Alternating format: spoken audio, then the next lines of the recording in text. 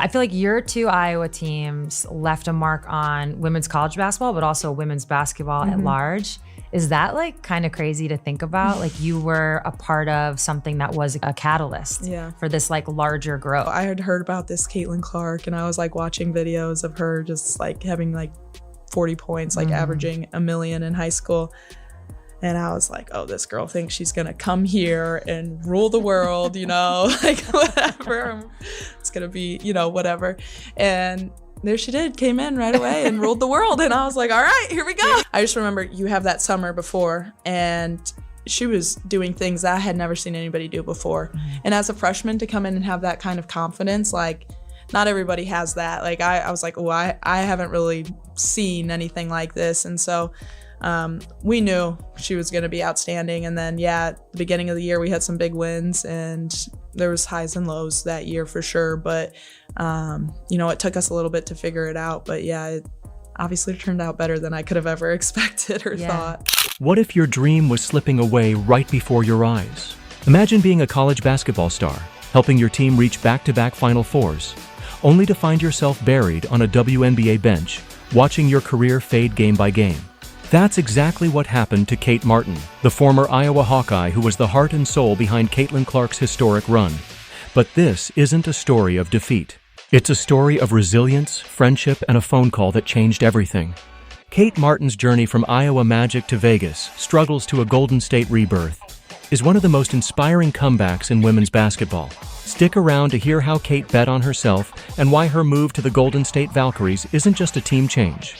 It's a complete reset of her professional identity. If you're ready for a story that'll give you chills, hit that like button, subscribe, and let's dive in. Comment Golden State Kate below to show your support. Let's take it back to Iowa City, where something extraordinary was brewing.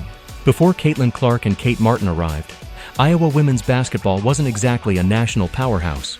Well, real quick, what did you notice about Caitlin's like work ethic? Was there anything that stood out? Yeah, absolutely. I mean, she was in the gym constantly. And it was like the way she approached everything too was like, it was like with a sort of excellence. It wasn't like, oh, I'm just gonna go through the motions and like whatever. It was like, no, like I'm here to kick your butt in every single drill, every single practice, like, and especially whenever our like gray squad guys were playing against us, it was like, if you're across from me, you're my enemy, you know? And like, I think that's just kind of how you have to approach things to get better. And she had that, you know, next level mindset, and it really just raised us all up with her. You had to pick like, kind of like a favorite highlight, like getting to the Final Four. Is it beating South Carolina and breaking their streak? Is it, you know, getting to the final game? Like what would have been the moment? I would say beating South Carolina was like, that was incredible. That was like the best moment ever. Cause like, we like all believed that we could make it to a Final Four. And so we were just like, all right, we made it to a Final Four. Like, let's go. This is great. We didn't think we were going to really make it to the national championship. Like the undefeated South Carolina, they're like Twin Towers down there, like just a very long, athletic, good team. And so when we like executed that game plan perfectly and beat them, that was probably that's like still probably my career highlight. Carver-Hawkeye Arena? It was just another gym. But when these two stepped onto the court, they didn't just change Iowa basketball, they transformed women's basketball as a whole. Think about it. Sold-out arenas, record-breaking TV ratings, and an energy that made every game feel like a must-watch event. That's the Caitlin and Kate effect. When Caitlin Clark arrived as a freshman in 2020, she was already a legend in the making. You've seen the high school highlight reels, dropping 40 points like it was nothing, averaging numbers that looked like video game stats. People thought, okay, this girl's gonna come to Iowa and try to take over. And guess what? She did. Right away, Caitlin was splashing logo threes, breaking ankles, and rewriting record books. But here's what most fans missed while they were dazzled by Caitlin's scoring. Kate Martin wasn't just along for the ride. She was the engine that made it all work. Kate, a senior by the time Caitlin was a freshman, had been grinding at Iowa for years. She wasn't the flashiest player, but she was the glue. Her basketball IQ, hustle, and ability to make everyone around her better were unmatched. When Caitlin arrived, Kate saw something special. In an interview, Kate recalled that summer before Caitlin's freshman year. She was doing things I'd never seen before. As a freshman, to come in with that kind of confidence, not everyone has that. I was like, okay, this is different. That 2020-21 season was a roller coaster. Iowa had big wins, some tough losses, and a learning curve as the team figured out how to harness Caitlin's brilliance. I feel like looking back on it, and then even just talking to you now, it's like, yes, Caitlin is like a big focal point of the team. Yeah. She's gonna have to do a lot of the scoring, all the things. And you, it's almost like good cop, bad cop or something. Yeah. Now, I don't mean it in like No, literal terms, but she just had to like be herself, and that was gonna win you games. But then you had to come in and kind of be like a calming effect. And that, so I'm actually really curious, as these teams start to take shape in 2023 and then 2024, like what was your leadership style in conjunction with a player like Caitlin, but also the rest of your teammate? I was definitely more of like the calmer presence and being like, hey, like look me in the eyes, you know, deep breath, like it's all gonna be okay. And I think like the leadership style that I really had was just like trust. Like she trusted me because she had seen me like putting in the work in the gym. She knew how much I cared. Like I was only 2 years older than her, but like she believed that like I had her best interest in mind. And like I showed her that over and over again. Like I built a relationship with her outside of basketball. I tried to build relationships with all my teammates outside of basketball. So it wasn't like the only time I'm talking to you is out on the court and telling you like, hey, like you can't do that, or like, hey, like do the, you know, whatever is like. It's called relationship equity. Exactly. But by the time the 2023 and 2024 seasons rolled around, Kate and Caitlin had built something unstoppable. Back-to-back Final Four appearances. Let that sink in. Iowa, a program that wasn't on anyone's radar a few years earlier, was now competing for national championships. And Kate's numbers? They weren't just solid, they were star level. In those Final Four runs, she averaged 13.1 points and 6.8 rebounds per game. Those aren't role player stats. That's a player making a massive impact. But what set Kate apart was her selflessness. She understood something most players never figure out. Sometimes being the perfect complement is more valuable than being the star.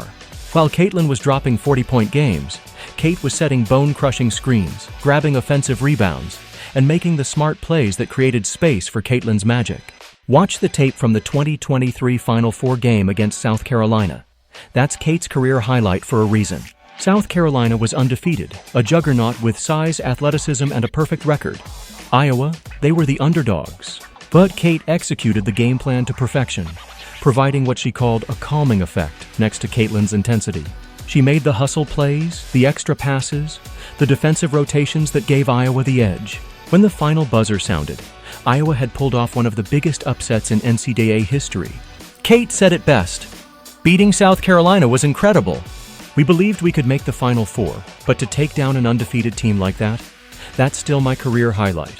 It's like if we needed to get across to Caitlin, you know, like it was like Kate, like that was like my job at times. And then like her junior and sophomore year, like she had done so much like work on herself and like how to be like a great teammate and all of us together that like I didn't need to like, I don't know, like do all of that. Manage that as much as like I had in the past. But I felt grateful that, you know, she trusted me enough and like I trusted her enough too, to where like it was a working relationship. And so then, I just kind of did that with all of my teammates. And I felt grateful that like I was the person who could speak up and they well, it's also great when you're that. like rewarded, right? And you guys were rewarded in multiple ways, but one of them was getting to the Final Four. Yeah. I'm curious. So now that you are into your second year, like what do you think, what makes the WNBA so difficult to play in? Man, I mean, I just think the physicality, speed, smart players, like really smart players, and people who have been around for so long, honestly. I mean, I'm just thinking back to like New York. They're massive. They are, you know, like, they're very, very, very good. Like a lot of these people have been playing professional basketball for a very long time. Scoring is not easy. Like people who average like however many points, like it's honestly so impressive. Like I've never been more impressed by basketball than like now. Like basketball is a simple game, but that doesn't mean it's easy. It's an easy game. But yeah, like people work really hard. They are long, they're big, they're fast, they're physical. So me just like having to learn how to be patient, play off of 2 feet, play in control. That is something, you know, I'm still working on, because sometimes you're like trying to do the right thing always and like make the right read, but then you forget like, hey, just go play basketball. What made Iowa so special wasn't just Caitlin's scoring or Kate's hustle. It was their friendship, a partnership that was pure basketball genius. These two understood each other's game so completely, it was almost telepathic. Kate knew exactly when Caitlin needed the ball after a defensive rebound. Caitlin trusted Kate to be in the perfect spot for a hockey assist that led to an open 3. Their chemistry wasn't just good for team morale, it was a strategic weapon. Kate's leadership style was the perfect counterbalance to Caitlin's fiery intensity. Caitlin was in the gym constantly, approaching every drill with a "I'm here to dominate" mindset. Kate described it. Caitlin's work ethic was next level. She treated every practice like a war. If you were guarding her, you were her enemy. That mindset raised everyone's game. But while Caitlin was the spark, Kate was the steady hand. She was the one calming teammates during tense moments, building trust through her actions. Kate said, "I was the calmer presence. I'd tell teammates, look me in the eyes, deep breath, it's gonna be okay." I built relationships off the court, so when I had to yell or correct someone, they knew it came from a place of care. That trust was earned through years of grinding together. Kate wasn't just Caitlin's teammate, she was her best friend. They built what Kate called relationship equity. When the coaching staff needed to get a message to Caitlin, Kate was the messenger. By Caitlin's junior year, she'd grown so much as a leader that Kate didn't need to play that role as often. But their bond remained unbreakable. Iowa's success wasn't just Caitlin being superhuman. It was two players bringing out the absolute best in each other, creating a legacy that college basketball fans will never forget. Kate Martin left Iowa thinking her magic would translate seamlessly to the WNBA. She was drafted by the Las Vegas Aces, a championship-caliber team led by stars like A'ja Wilson. But the WNBA operates by different rules. From the moment Kate stepped onto the court, reality hit her like a freight train. The physicality was relentless, the speed was blinding. The strategic depth was unlike anything she'd faced in college. And the Aces roster? It was stacked with veterans who'd earned their minutes. Kate's Iowa success meant nothing in Vegas. She started the season averaging 20 minutes per game in May, but by September, that number had plummeted to 11.5. Her production? A brutal 2.6 points and 1.6 rebounds per game. For a player who'd averaged 13.1 points and 8 rebounds at Iowa, those numbers weren't just a dip. They were a sign she wasn't getting real chances to shine. The playoffs were even worse. Across 6 games, Kate played a total of 3 minutes. 3. That's barely enough time to tie your shoes, let alone prove you belong on a championship team. WNBA legend Sue Bird nailed it in an interview when she talked about the rookie learning curve. The physicality, speed, and basketball IQ in the WNBA are on another level, she said. Even the best college players get humbled. Kate was learning this the hard way. Scoring wasn't easy. Defenses were smarter. Players were bigger, faster, and more experienced. Kate said, "I've never been more impressed by basketball than now. It's a simple game, but it's not easy. You have to be patient, play under control, and make the right reads." The Aces roster construction made it even tougher. Established stars got priority, and rookies like Kate were left fighting for scraps. She wasn't just competing against other newbies. She was up against veterans who knew the system and had the coach's trust. Every game she didn't play was another missed opportunity. Every practice running scout team was a reminder that her Iowa glory days were irrelevant. Kate wasn't just struggling to adjust. She was being underutilized by a team that didn't see her value. Kate Martin's story is proof that resilience isn't about staying in a bad situation. It's about knowing when to walk away and bet on yourself. Her journey, from Iowa's Final Four magic to Vegas's bench struggles to Golden State's championship potential, shows us that every great comeback starts with courage.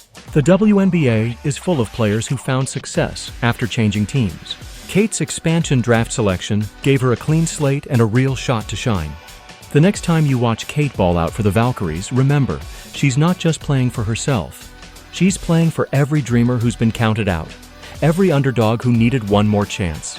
If you're inspired by Kate's story, drop Golden State Kate in the comments to show your support. Hit that like button, subscribe, and turn on notifications so you never miss a video. Click the video on the screen for more incredible WNBA stories, and we'll see you in the next one. Let's go, Kate.